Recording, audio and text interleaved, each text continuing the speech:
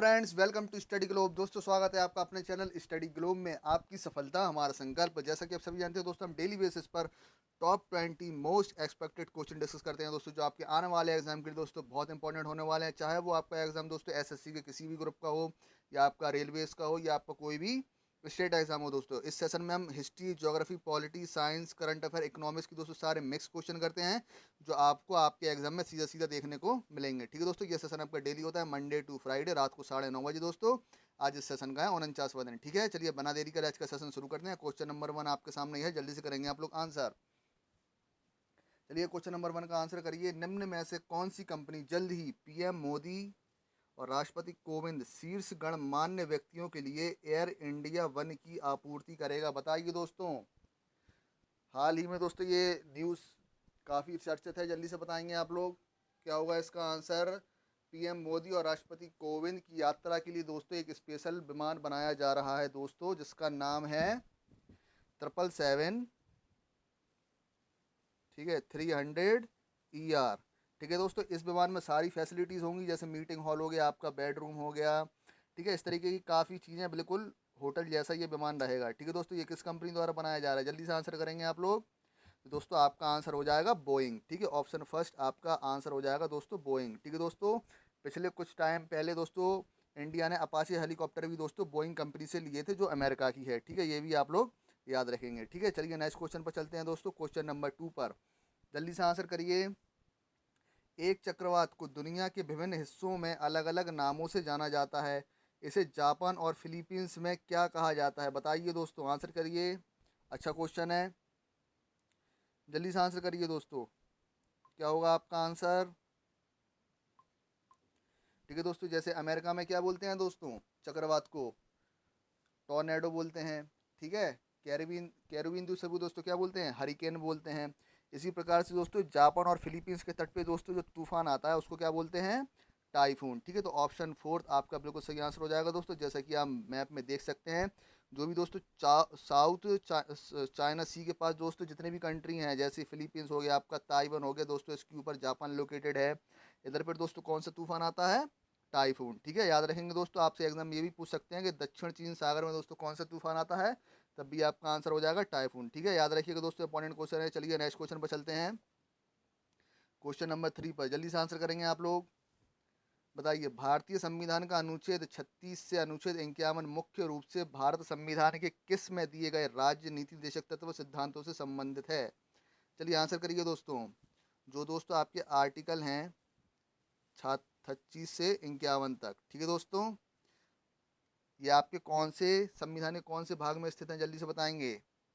जिसे दोस्तों हम लोग क्या बोलते हैं? राज्य के नीति निर्देशक तत्व। ठीक है, तो दोस्तों कौन से हैं संविधान के भाग में? संविधान 4 में। ठीक है, तो ऑप्शन थर्ड आपका बिल्कुल सही आंसर हो जाएगा। ठीक है दोस्तों, पार्ट 4 में दोस्तों ये मेंशन है।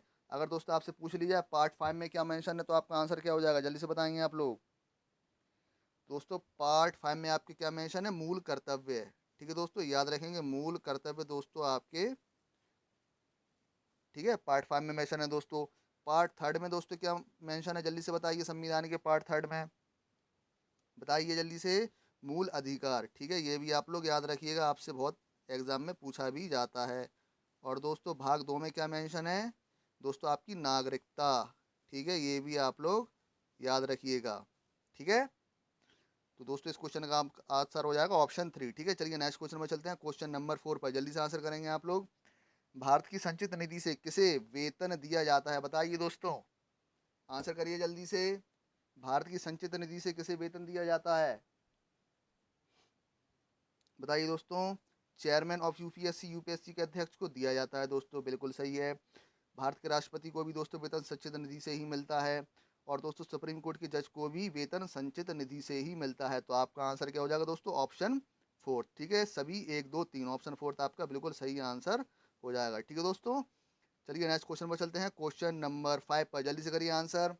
ठीक है, और दोस्तों जिन्होंने भी अभी तक सेशन को लाइक नहीं किया है, तो आप लोग सेशन को ज़्यादा से ज़्यादा लाइक करें दोस्तों, ज़्यादा से ज़्यादा अपने फ्रेंडों में शेयर करें। ठीक है, बताइए दोस्तों, वाई सोशलिज्म पुस्तक किसके द्वारा लिखी गई है? आंसर कीजिए दोस्तों। Who is the author of the book why socialism? Answer करिए दोस्तों, आपका आंसर क्या होगा? वाई सोशलिज्म पुस्तक के लेखक दोस्तों कौन से हैं? जयप्रकाश नारायण जी। ऑप्शन सेकंड आपका बिल्कुल सही आंसर हो जाएगा। ठीक है दोस्तों, जैसा कि आप देख सकते हैं वाई सोशलिज्म दोस्तों किसके द्वारा लिखी गई है, जयप्रकाश नारायण जी द्वारा। ठीक है, याद रखिएगा दोस्तों, इंपॉर्टेंट है आपके एग्जाम पॉइंट ऑफ व्यू से। चलिए क्वेश्चन नंबर 6 का आंसर करिए जल्दी से। ठीक है, स्पीड में दोस्तों आंसर करेंगे। जल्दी से बताइए, ज्वालामुखी के कप कटोरे के आकार के छिद्र को क्या कहा जाता है, बताइए दोस्तों। जैसा कि आप देख पा रहे हैं दोस्तों, जी आपका एक वैल्केनो है, ज्वालामुखी है दोस्तों। ये आपको होल दिखाई दे रहा है, इस होल को क्या बोलते हैं, जहाँ से आपके लावा वगैरह बाहर निकलते हैं, बोल्डर वगैरह बाहर निकलते हैं, जल्दी से बताइए।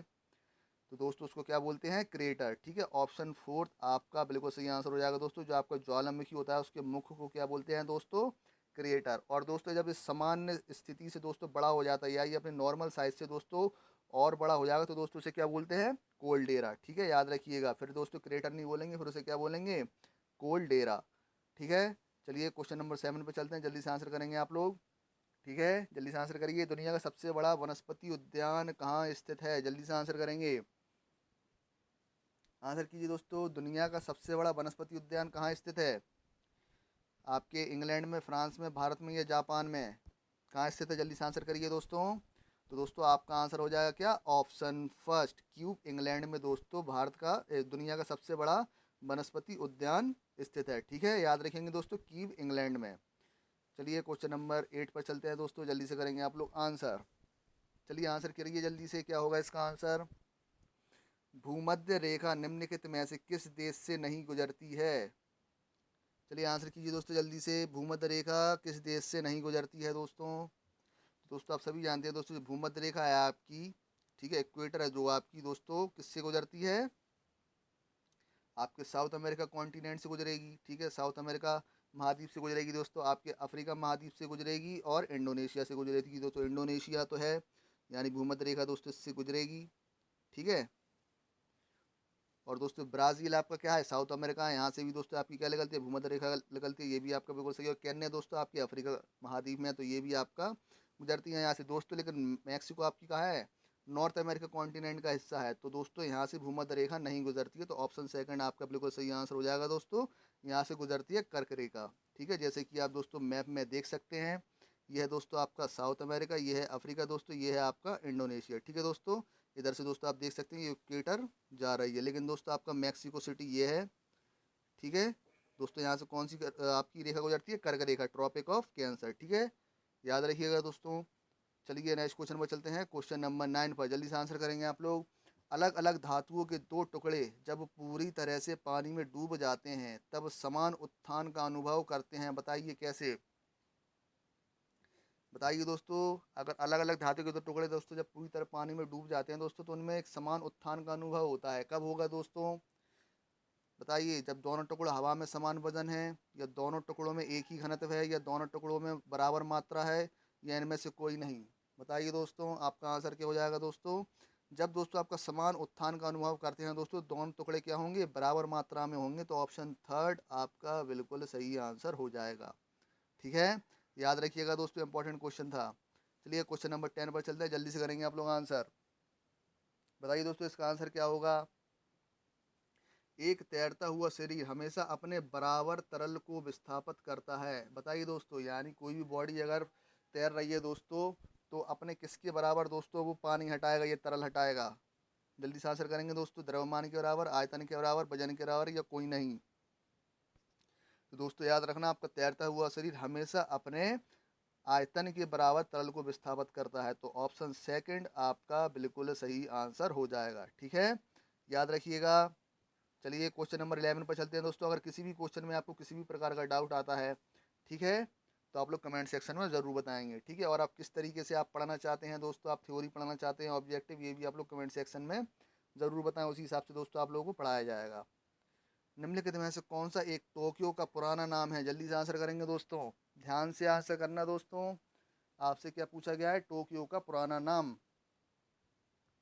जल्दी से बताएंगे दोस्तों। टोक्यो का पुराना नाम क्या है, ईदो। ऑप्शन फोर्थ आपका बिल्कुल सही आंसर हो जाएगा। ठीक है दोस्तों, लेकिन कुछ बच्चे कहेंगे दोस्तों टोक्यो का पुराना नाम तो ओसाका है, लेकिन दोस्तों वो गलत है। जापान का दोस्तों पुराना नाम क्या है, ओसाका। ठीक है, जापान का दोस्तों पुराना नाम क्या है, ओसाका। और दोस्तों जापान की कंट्री है टोक्यो, इसका पुराना नाम क्या है, दो। ठीक है दोस्तों, तो कंफ्यूज करने के लिए इस तरीके के क्वेश्चन एग्जामिनर कभी कभी डाल देता है, तो आप लोग अलर्ट रहिएगा। चलिए क्वेश्चन नंबर 12, जल्दी से आंसर करिए। किससे राज्य सरकार ने मुख्यमंत्री मातृ पुष्ट उपहार योजना शुरू की है? दोस्तों बताइए, बहुत ही न्यूज़ में थी दोस्तों ये योजना, बताइए किसने की थी? किस राज्य सरकार ने मुख्यमंत्री मातृ पुष्ट उपहार योजना शुरू की थी? अरुणाचल प्रदेश ने, असम ने, मणिपुर ने या त्रिपुरा ने? क्या हो जाएगा दोस्तों आपका आंसर? दोस्तों आपका आंसर हो जाएगा ऑप्शन 4 त्रिपुरा। ठीक है दोस्तों, त्रिपुरा द्वारा मुख्यमंत्री मातृ पुष्ट उपहार योजना शुरू की गई है। ठीक है, याद रखिएगा दोस्तों, इंपॉर्टेंट है। चलिए नेक्स्ट क्वेश्चन में चलते हैं, क्वेश्चन नंबर 13 पर जल्दी से करेंगे आप लोग answer. Name the capital of the Pallavas. बताइए दोस्तों, पल्लवों की राजधानी का नाम बताइए। आंसर करिए जल्दी से। जल्दी से आंसर करेंगे दोस्तों, पल्लवों की राजधानी का नाम बताइए आप लोग। दोस्तों पल्लवों की राजधानी का नाम था काची। ठीक है, ऑप्शन फर्स्ट आपका बिल्कुल सही आंसर हो जाएगा दोस्तों। अगर आपसे पूछ लिया जाए कि चालुक्यों की बताइए, चलिए बताइए, चालुक्यों की राजधानी बताइए क्या थी? चालुक्य वंश था ना दोस्तों, उसकी राजधानी क्या थी दोस्तों? वातापी। ठीक है, जब दोस्तों आपसे चालुक्य की पूछ ले तब आपका आंसर क्या हो जाएगा? वातापी। ठीक है दोस्तों, और पल्लव पूछ लिया तो पल्लव की राजधानी थी दोस्तों काची। ठीक है दोस्तों, दोनों याद रखिएगा, दोनों एग्जाम में बहुत पूछी जाती हैं। चलिए क्वेश्चन नंबर 14, जल्दी से आंसर करेंगे आप लोग। हाल ही में पूर्वी भूमध्य सागर में ग्रीक युद्धपोत किसके युद्धपोत से टकराया? बताइए दोस्तों, आंसर करिए। अभी दोस्तों ग्रीस देश का दोस्तों बैटलशिप किस देश के बैटलशिप से टकरा गया है? जल्दी से आंसर करिए दोस्तों, तो आपका आंसर क्या हो जाएगा दोस्तों? तुर्की। ठीक है, ऑप्शन थर्ड आपका बिल्कुल सही आंसर हो जाएगा। ठीक है, याद रखिएगा दोस्तों। ठीक है दोस्तों, इस एरिया में ये घटना हुई है ठीक है दोस्तों, जिसमें दोस्तों फ्रांस ने ग्रीस के बचाव के लिए राफेल विमान तक उतार दिए थे। ठीक है, ये भी आप लोग याद रखिएगा। चलिए क्वेश्चन नंबर 15 का आंसर करिए।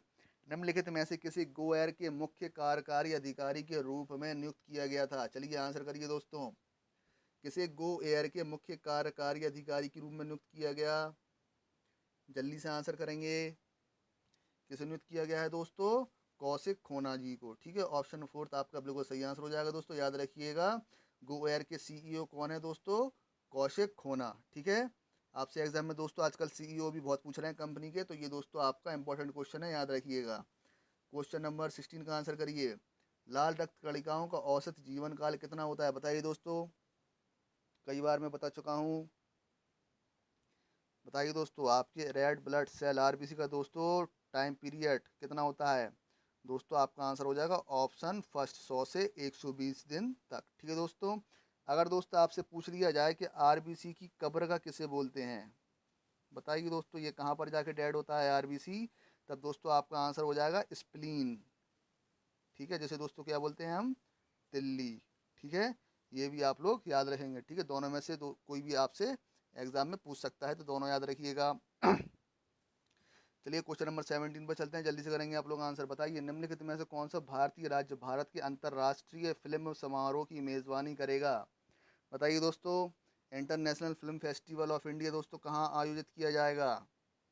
ठीक है, जल्दी से बताइए दोस्तों, कहाँ आयोजित किया जाएगा? गोवा में। ठीक है, तो ऑप्शन सेकंड आपका बिल्कुल सही आंसर हो जाएगा दोस्तों। जो इसका कौन सा एडिशन है?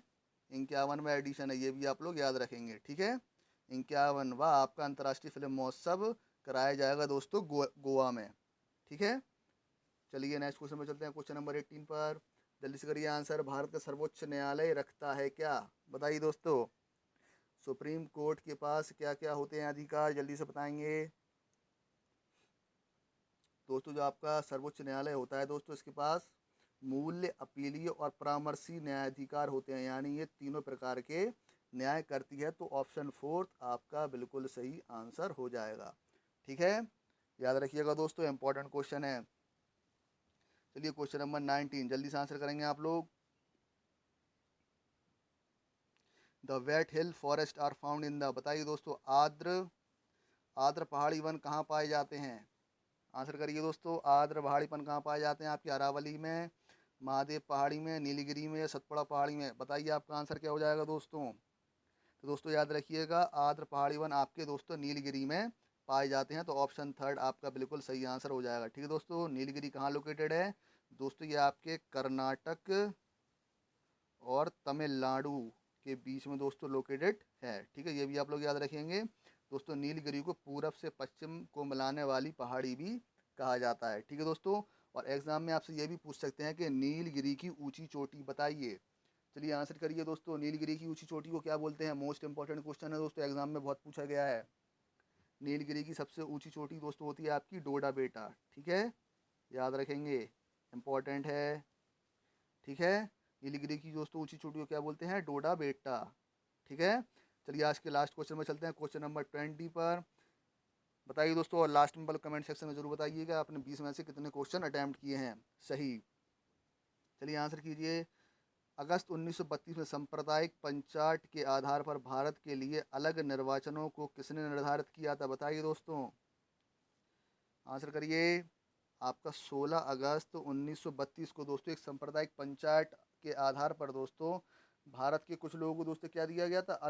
अलग से निर्वाचन करने की शक्ति दी गई थी दोस्तों। किसके द्वारा? जल्दी से बताइए। रैमसे मैकडोनल्ड द्वारा। ठीक है, तो ऑप्शन सेकंड आपका बिल्कुल सही आंसर हो जाएगा दोस्तों, जैसे क्या बोलते हैं, ठीक है, मैकडोनल्ड अवार्ड भी कहा जाता है। ठीक है दोस्तों, इसी के बाद आपका क्या हुआ था दोस्तों? पूना पैक्ट हुआ था, पूना समझौता हुआ था। कब हुआ था दोस्तों? 16 सितंबर 1932 को। ठीक है, ये भी आप लोग याद रखिएगा, पूना पैक्ट आपका इसी के बाद हुआ था। ठीक है, ठीक है दोस्तों, अगर आपको क्वेश्चन पसंद आए हैं, सेशन अच्छा लगा है, तो आप लोग सेशन को दोस्तों ज़्यादा से ज़्यादा लाइक करें दोस्तों, ज़्यादा से ज़्यादा अपने फ्रेंडों में शेयर करें। ठीक है, और जो भी चैनल पर नए आए हुए हैं तो चैनल को दोस्तों आप लोग आज ही सब्सक्राइब करें और बेल आइकन जरूर प्रेस करें, जिससे आपको आने वाले नोटिफिकेशन मिल सकें। और इस वीडियो की पीडीएफ के लिए आप मेरे टेलीग्राम चैनल ज्वाइन करें, जिसका लिंक आपको नीचे डिस्क्रिप्शन बॉक्स में मिल जाएगा दोस्तों। टेलीग्राम चैनल का नाम है स्टडी ग्लोब। ठीक है दोस्तों, चलिए कल मिलते हैं नए क्वेश्चन के साथ, सेम टाइम सेम प्लेस पर।